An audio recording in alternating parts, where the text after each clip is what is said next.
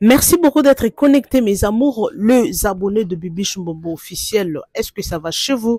Si ça ne va pas, ça ira par la grâce de Dieu. Vous informer sur mon souci majeur. Si vous êtes là pour la première fois, n'hésitez pas surtout de vous abonner, partager, liker et commenter sans oublier la cloche de notification. Une fois que je poste une vidéo, vous serez averti. Nalingi bino ya trop, je vous aime, je vous adore. Merci vraiment na abonné, merci na partage na bino, bo continuer na ko partager massivement ma vidéo na biso poto lukaka to ye la bino vraiment ba matière ya bio. Alors, merci na confiance na bino, ba remarque na bino, ba appel na bino, ba suggestion na bino, en tout cas ezope sa biso force rosa et la bino musala, OK? Partager vidéo pour na amis connaissance en tout merci beaucoup s'occuper aux en posa tout ça il a eu publicité il y a eloko na yo aux en événement aux en posa surtout aux en Afrique du Sud awa aux en posa to couvrir événement n'hésitez pas surtout de nous contacter sur Bibi Chumbombo événementiel on a posa to couvrir événement anniversaire en tout cas ko hésiter à contacter biso aux en posa tout ça pub il y a article na yo aux en compagnie aux en boutique en tout cas n'hésitez pas de me contacter, OK? Voilà, Léona Elibino héritier Watanabe parle sur fait rigole en tout cas ma somme à lobby na vidéo oyo bokoyoka pasipe mawakati na mitema. Alors cette vidéo vous fera plaire, OK? Bokoyoka makambo héritier à lobby awa paloli ma somme na vidéo oh nazoche la bino son d'ici là. Alors la vidéo qui suit cette vidéo qui suit mes amours vidéo ozolanda vidéo bozomo neza na kati ya cimetière bandeko maamni eleki na kati ya cimetière oyo Congo na biso eza mboka elengi bandeko na seki na lembi je me suis dit non Congo so botami congolais oyo kelengi botala makambo eleki na kati ya cimetière au congolais aza muto a confiance te bandeko congolais aza muto a confiance te. Alors vidéo o ezolanda vidéo o ya misato na ochela bino c'est au camp Kokolo boyebi camp Kokolo ezali camp ya ba soda botala qu'est-ce qui s'est passé moto eleki na kati ya camp oyo nazochela bino vidéo boka explication ce qui s'est passé na camp Kokolo. Lelo na mboka na biso soldat azali susu muto a valeur te soldat komi mutu moko azanga na etina soldat komi mutu moko aza négligé or toyebi rôle au soldat a jouer na mboka na biso. Alors mes amours naochela bino ba vidéo oyo bolandango jusqu'à la fin ce que bolandi et puis na sima bo check commentaire na bino et ko ça la vrai kitoko. Alors sans plus tarder to bandana vidéo oya liboso héritier Watanabe bolanda tina suka et puis nous allons retourner juste après pour commenter comme on a toujours l'habitude de le faire. Abonnez-vous, partagez, aimez et commentez mes amours. Let's go. Mais quand les gens et où militant moulaïté Banzembo 6 mois bimi Banzembo mais le succès n'a pas été conservé na makasi na ngonenge bimaki moi tozo kita batobele babi moto kiti album parce que na omona wera okenda ko pesa obi ke wera iba batu ba moto wana za maloba batu c'est pas moi babi wera aiba maloba aiba moto ya bana okenda ke pa wera balambelo biloko ole tant bozanga na conflit na wera ozaki héritier mususu réconciliation na wera ibio moto po bimisa tous ces pays ici-bas, mais au risque selon ce que les gens disent. Est-ce que tu penses que je dirais pas rencontre a apporté quelque chose? Je dirais pas que ce que les gens disent, je dirais ce que quelqu'un a dit. Parce que j'ai vu une vidéo de ce genre-là. Mais la personne peut-être a yébindété. Moi, je connais Wera plus que lui. Moi, j'ai habité chez Wera. Wera avait l'occasion de me faire du mal avant Yayebanga, avant Batouba Yebanga. Wera ceux qui a Ibaka Batumakolo, a Ibaka Batuba étoile, a quoi qu'on Ibango, tant que Nazara Kinde Nandakunae, Nazola Nambetunae, a quoi Ibango, Azaina ba facilité wana. Les longs na Wera Tokuta Narayanzela, Tokutani à Rovanda Bunandaku, ba limite ça. Tant non limite ça qui t'a causé ma basaïna ma bêta, ouais, ça n'a rien. Non, les gens, Baloukaraba bête noire. partout. Nga ceux qui n'a échoué dans likambo nga na sali na relate sango les rois de la forêt. Na repère exemple. Au lobby le mot que des mots de départ Eza et Kitty. Après je sais pas affirmer ça ou je sais pas confirmer ça. Évaluation à téléspectateur. Après moi je dirais quoi? L'album Moana n'a pas été un concert. Nous sommes à réussite. L'album Moana n'a pas été un concert, il y a $300 couple, $600. Napoulman, full. Espace et zalaté. À vérifier. C'est Royal, Ndoya Maman, Géamandé, Bazala, Pati Ambroise, on comprend de Nengendou les allées là qui. Concert en route au côté de son semaine on a internet. Concert on a bêté un concert, album on a bêté un concert dans Lubumbashi. 2 concerts. Il y a des bosseurs qui disent si Mining aime baler avec $100. Bon, nous sommes à même prix, $100 à $200, place en choix à $50, place à Missika. Plein succès à danger. Batnakat ça concert bazoyem, bazo consommer bazoyem, bazo bina. Mais maintenant, quand maintenant les gens disent ça, c'est quel genre? Ils le disent avec quel esprit? Parce que dans le Congo, il y a des groupes fanatiques. Et le fanatisme tue tout. Au moment que le président Fatia Salelo au Moro, il y a bien. Mais le fait que nous sommes fanatique d'un autre politicien, peut-être qu'il n'est pas avec le président Fachi, qu'est-ce qu'il dira à Salim Abé? Parce que hier, à chaque président Fachi, pour que Moutunae accède au pouvoir. Oublions que chaque président Fachi et chaque Congo, parce que les Congolais n'aiment pas souffrir. Quand on veut qu'un président échoue, on veut que le pays est traîné sous Nabou. Les gens oublient ça. Nous sommes fanatiques à président Fachi. Ceux qui même président Fachi a salé leur opposition s'appelle Nangote, ou peut-être opposition a raison. Fanatique à président Fachi Rolobani. Président Fachi a salé bien. Pourquoi? Parce qu'il est aveuglé. Donc le fanatisme c'est quelque chose que nous n'apporte qu'à quand un fanatique parle. Je m'accroche pas trop. Parce que le fanatisme est sans état d'âme, pour mieux dire. Nous sommes dans la salaki, dans l'album Moana, la conférence de presse, nous tout au salaki, il y a réussite. Mais après j'ai eu 1 mois et demi, donc je dirais presque 2 mois, il y a stop, opérer, il a bougé, mais ma télé à 5 kilos. Attends, entre ma vie et le travail, je dois faire quoi? La santé prime. Je suis obligé à stopper tout.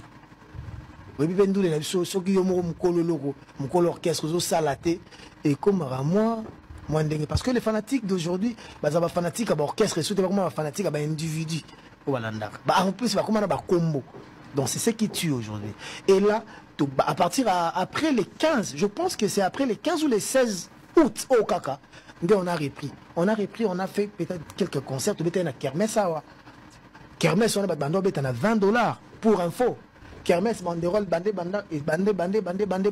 à $20.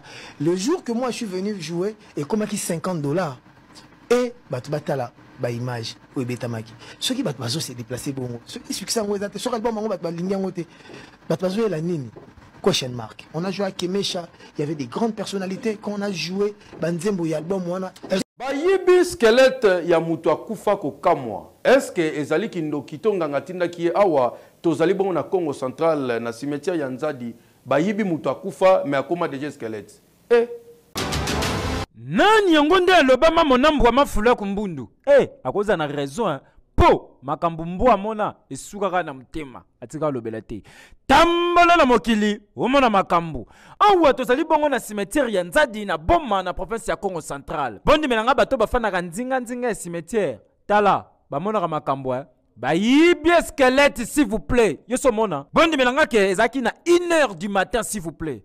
Bato bamona kaka chaque boutou jeep moyaka. Et petit tour après kei. Et petit tour après kei. Jeep on peut filmer tala baminda. Babi tete za la rabote photo landela. Jeep on peut y malembe. Ti pembeni. Bakiti ba glace. Batel mpanzi. Bata cimetière pe malembe tina zamba bakoka mie. Wow. Bata jeep batel babite mutamo na bisote. Abeti siffle. Kuru. Yo yebinda ko bien kita. Akiti mpanzi. Abengsi ndeko mtwa akiti mpanzi. Bien mabende. Bien biloko basaya nango. Babanzo kota zamba malembe kabe. Vous voulez no dalo bachaka likolo wana. Ba kota pena na kati, ba panza ba bimise skeleti ya mutu s'il vous plaît. Ba bandi ko yango malembe. Tina kati jipe wo. Wana pe bande ko pembeni bazota la moeba bimeselite po ba yebite batango ba yaki, baza ba criminel, baza ba takisi, baza bato ba luka ka ba succès et yebika ka bango. Na tongo partir à 6 et 14 soso le la kokoriko. Ba yeka ka be nyonso se monga naki eloko na kati ezate yoka communication. J'ai dit comme ça. J'ai bien noir.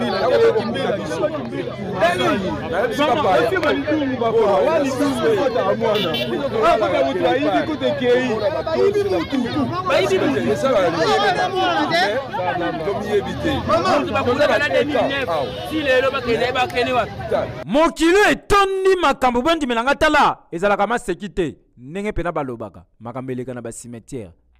Bato mususu ko mone pe mbongo akisi toi na kakokolo papa moto oh basinga kwa faut kata bon ça tamona basinga bon ça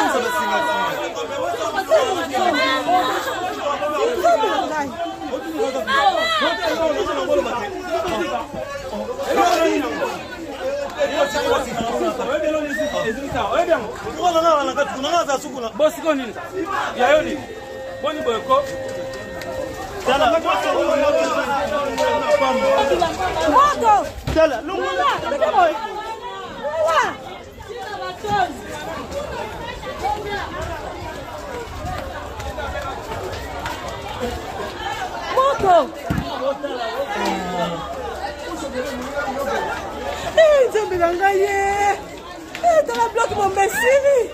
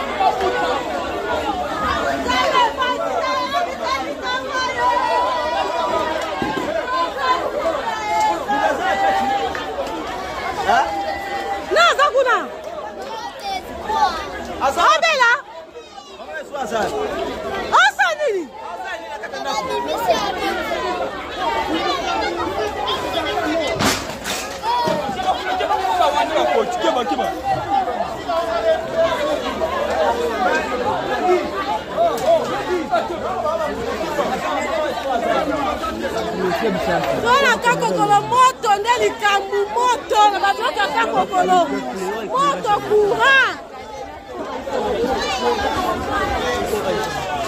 Dala biloko ndenge zo bima.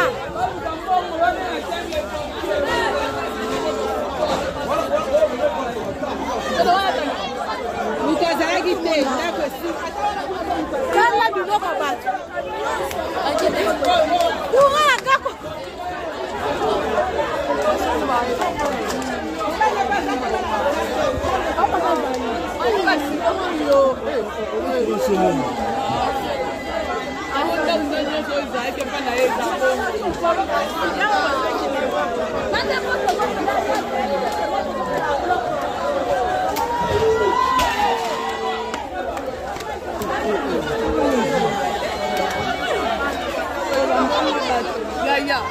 Mambongo ba.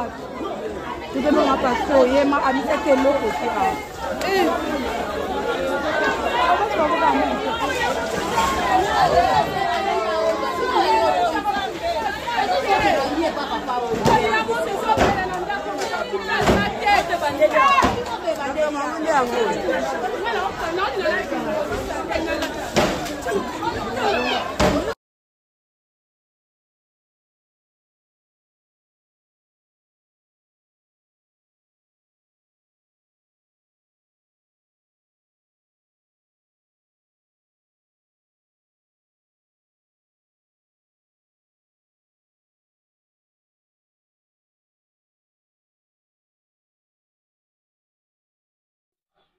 Ok, voilà. J'espère que Bolandi vidéo tina souka mes amours, les abonnés de Bibiche Mom officiel. Bah vidéo nous a proposé bino. J'espère que Bolandi to banana na hérité Watanabe trokende na oyo ya miyibi bazoyi ba squelette ya mutu na kati ya tombe et puis to zonga na oyo ya kan kokolo. OK? Voilà. Hérité Watanabe tobi qui est un jeune artiste oyo abîmé par Weranson a payé sa chance malgré babeba naki mais quelque part azara moanaye na bongisi en tout cas c'est vraiment une bonne chose. OK? Alors azo sala concert na ye akobeta na sala ngo ba obenga ngo nini na bosani kombo sala ngo boyebi déjà botika na ba commentaire akobeta et comme ici biso Hérité Watanabe azui plus de 35 visas.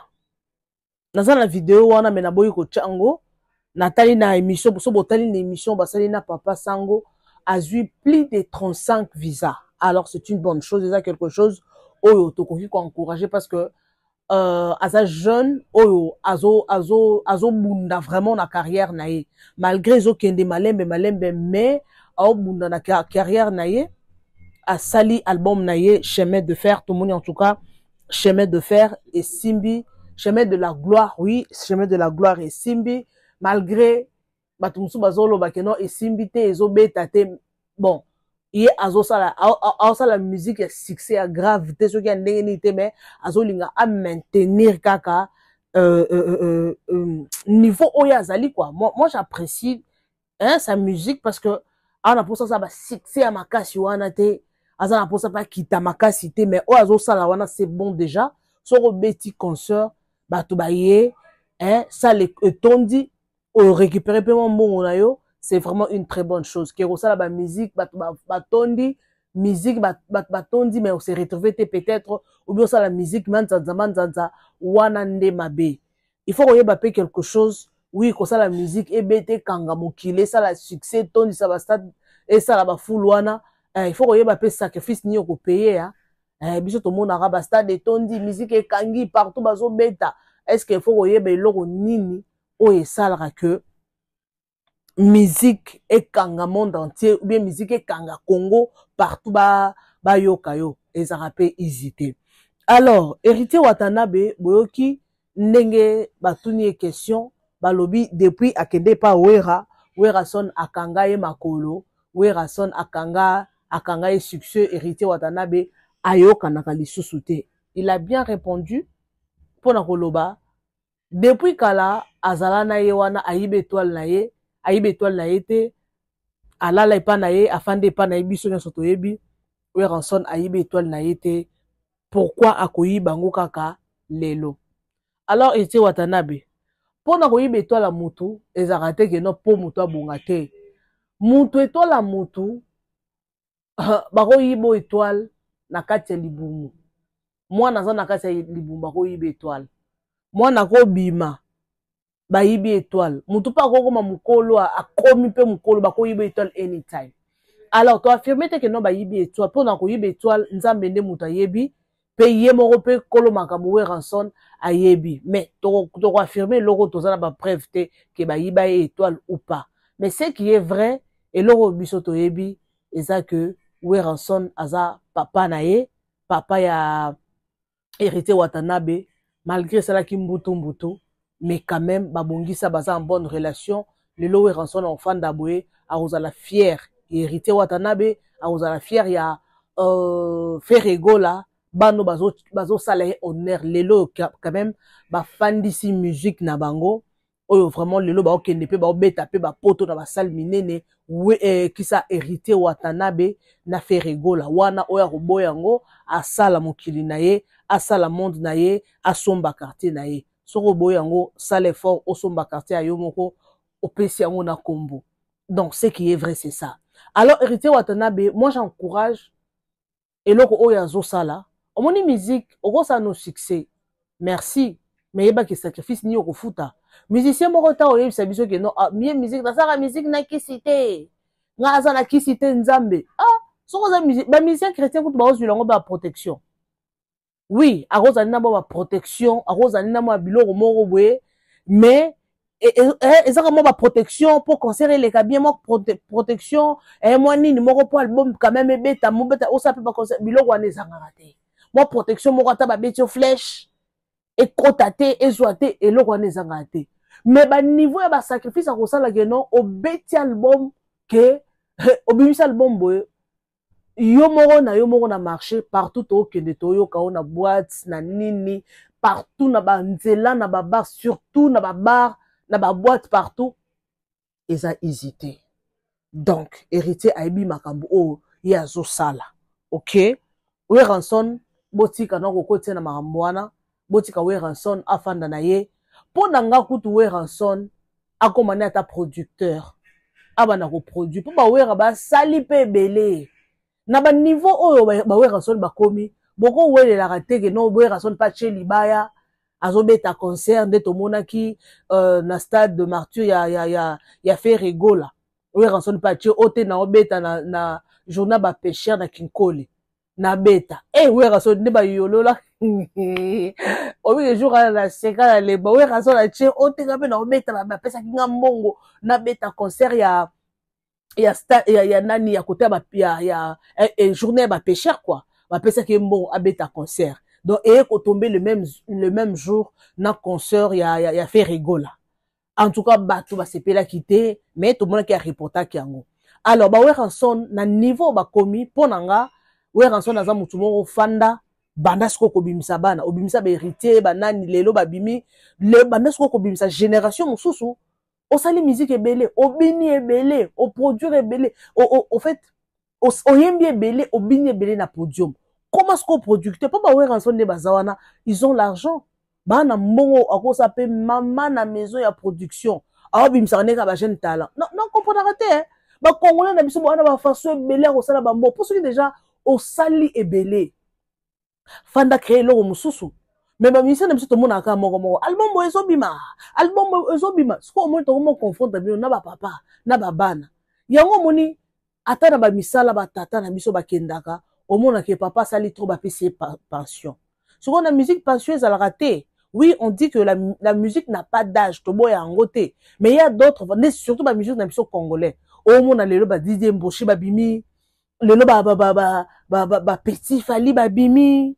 lelo ba en tout cas basé belé souvent lelo to mona wera son na che libaya petit fali pas che libaya au moni que et le quoi ça ne va pas de peur au moni que non et qui est vraiment bien té mais wera son ba fandi que non wera son na bimi si moi petit wera nae au moni que non et ça quand même na valeur au moni tala ba héritier lelo héritier ba ta grande salle là na poto ça hésité mais wera son tisuko to kali sur la stade de Martyr te to kali sur la grande salle na poto te est-ce que pe wera son sur beti pe stade et rotonda sur a beti na kilelo est-ce que tonda po ba wera son ba beta ba stade ba tondi sa ba stade yo nani wera son ngana zo yeba l'époque wera son a beta fara na JB Mpiana wana toke na to na ba jeune toke na stade de Martyr et to dit toke na Fikine pardon toke na Fikine je vous dis concert wana ezalaka tongo sanga na ba camarade na to keto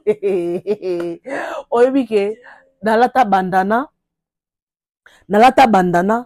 bayibanga bandana tika soki polele tellement fou les alaka okebo tutani boy ozoko lembi okepa wera olembi okepa jibe doto saka ba up and down bongo do ba succès wana je ne pense pas que lelo ozala bongo hein. Surtout, on a aussi sa carrière, non, n'habite terminé, n'a pas utilisé, en gros. On a ici, la caca, boy, on met ta peut-être, on ça la paix, concert, mon boy, et puis si n'a ngoté. C'est mieux que tout banata qu'on produire caca, produire, on fait na yo. Par hasard, on peut bête un moi générique, mon boy, pour on lâcher, on fait na yo. On fait na yo, on produire génération ya sika. Au moins, que non, na palmarès, il y a bateau, ba produit, torba, qui sont de que non, Weranson, abimisa génération, abimisa 2 générations, 3 générations. Et ça va, JB Mpiana, a coli, kokola na âge, c'est trop dur, mais JB Mpiana, ça le fait trop. Na taille na ye, na ndenga komi, na poa na ye. Donc, aza un grand patron de notre musique congolaise, JB Donc, azo dégagé qui bosse. Mais ce que tu as oui, la musique n'a pas d'âge. Mais tout le monde, ce que j'ai bien un podium, yowana, azo niakola loketo na qui parle nzonzango. Oh, te. J'ai bimisa batu mususu ya sika génération. C'est fort possible parce que vous avez de moyens.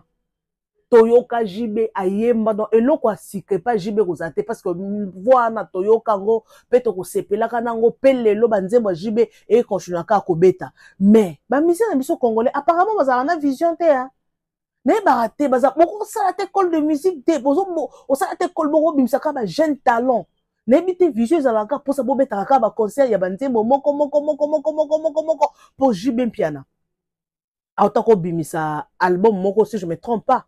Oui, album. Est-ce que bêta et bêta cartona, ndeba album na ye ya kalane cartona.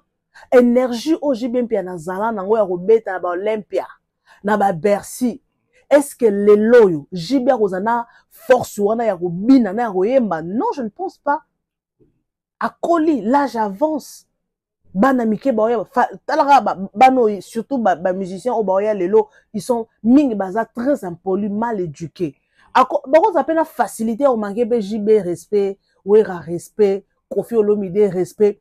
Bako manquer bon pour na nini atali kabwe ye kuna chez Libaya otaka concert Weranson au beta concert Petit Fali par exemple to Didier Momboshi ba bazo ya lelo ache Libaya au mona teke non y a pas photo y a pas match peut-être à l'époque au bango ba banda musique bango banana ba botami na nte donc ba musicien na biso bo boulé ça a juste idée hein. Ils ont juste des bons mécampés au fond de la mécanicien. Ils ont dit que non concert.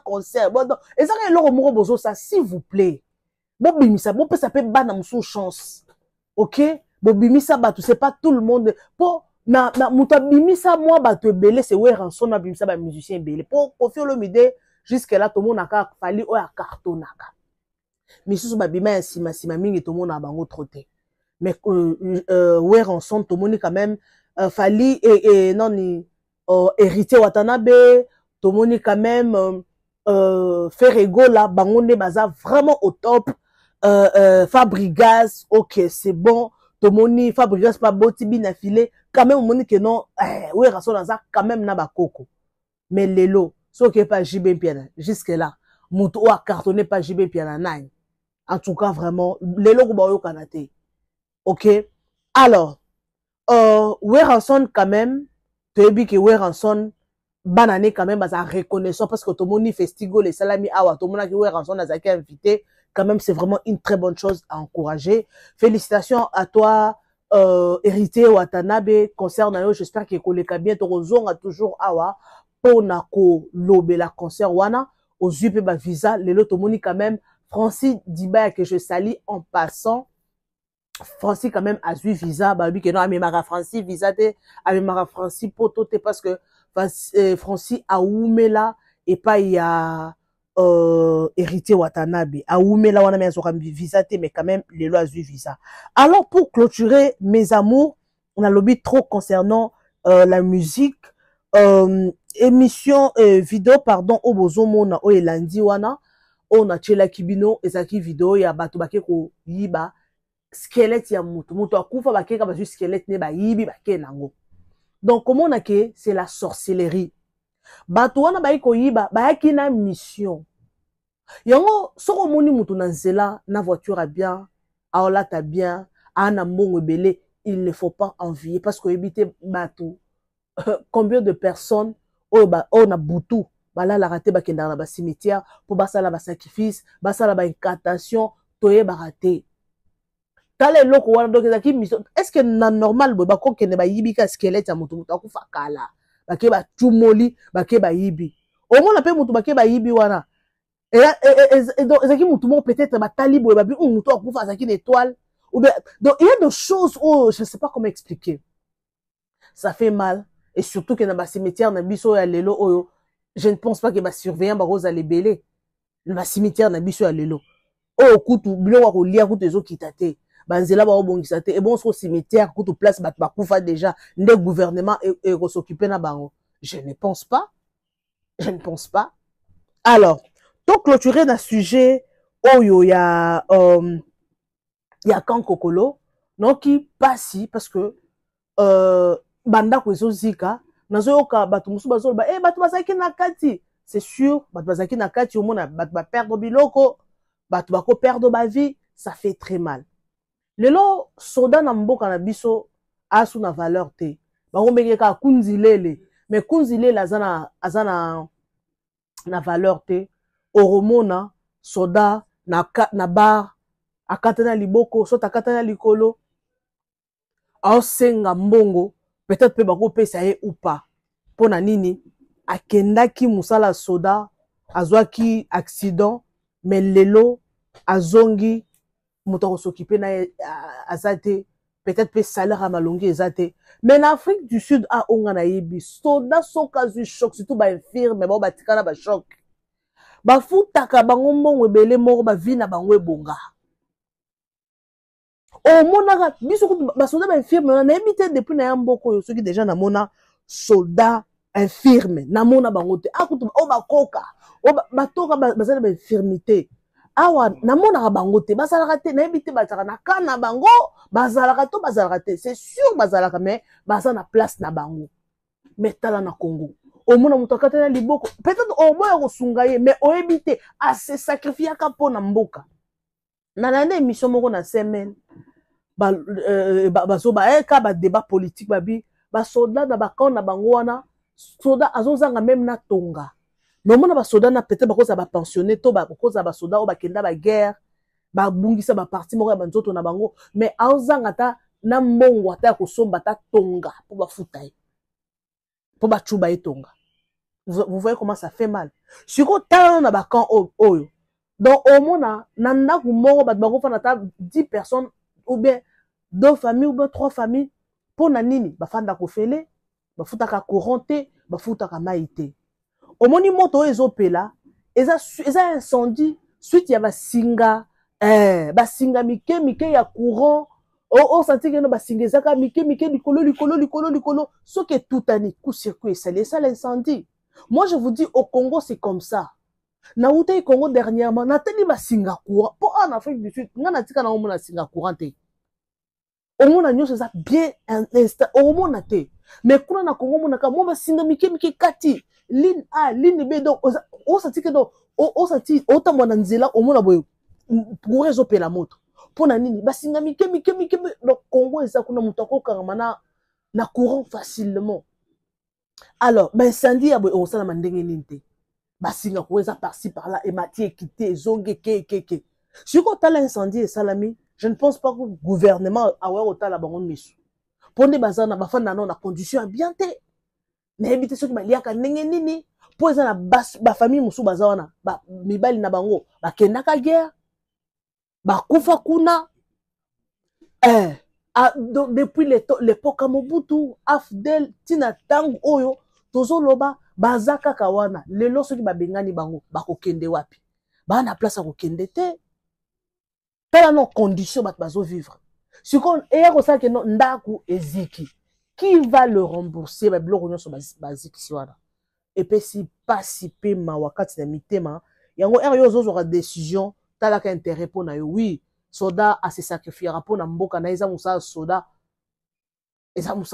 to sa koboni ne soda boka ndolo ba abi to sa koboni eza musala soda yango kotopona soda boka mungala na ebi abi to sa koboni yango ko musala soda yango kotopona donc tu n'as pas le choix parce que tu as déjà choisi mais vie et beba peut-être pe salaire ya malonga ezalaka te yango bandeko nanga pour chuter na komi déjà na suka yango mona ba dégâts mingi ba crime mingi esalamaka omona ke ba soda na butu peut-être alati na eteni ya soda to bien alati ne ka teni akokoma ne kuluna akokoma ne moyibi na pourquoi bako organiser soki mpia ke besi bango ba organiser couvre-feu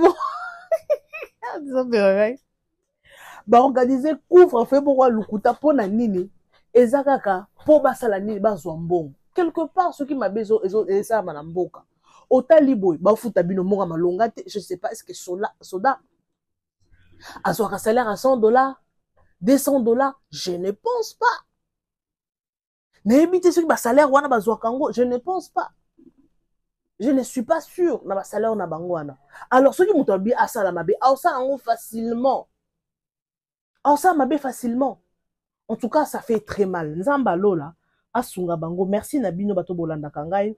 Nabi que vous êtes tellement nombreux bolanda kangai, Bibi Shumbomo Nabino ndeko Nabino à moi si vous êtes tellement ébélé. Merci na confiance au Bopé Sangai. Bon s'abonner massivement dans la chaîne Nabino. En tout cas, tout ça n'a pas ça tout gros. Hein, to mata, beau partager, to comme ébélé, to comme ébélé. En tout cas, toi atteindre nombre 50 000 abonnés, c'est fort possible. Rien n'est impossible à celui qui croit en Dieu. Merci beaucoup. En tout cas, osant a posa, tout ça la pub. Il y a article na yo, il y a osant la compagnie, osant a eloro tu as besoin vraiment tout ça en promotion, tout le bel rango émission na biso. En tout cas, n'hésite pas. Ko hésiter te, ya ko contacter biso, contacte-nous. Tout ça la vraiment promotion, il y a œuvre na yo, il y a everything au lingue en tout cas tout ça la promotion. Merci na confiance au Bozo Pesangay en tout cas, beau s'abonner massivement à la chaîne Nabino, partager, aimer et commenter sans oublier la cloche de notification. Une fois que je poste une vidéo, vous serez avertis. Merci na confiance Nabino. Alors moi, quant à moi, je vous retrouve next time avec un nouveau numéro de notre émission 100% news et analyse. Bisous et bye.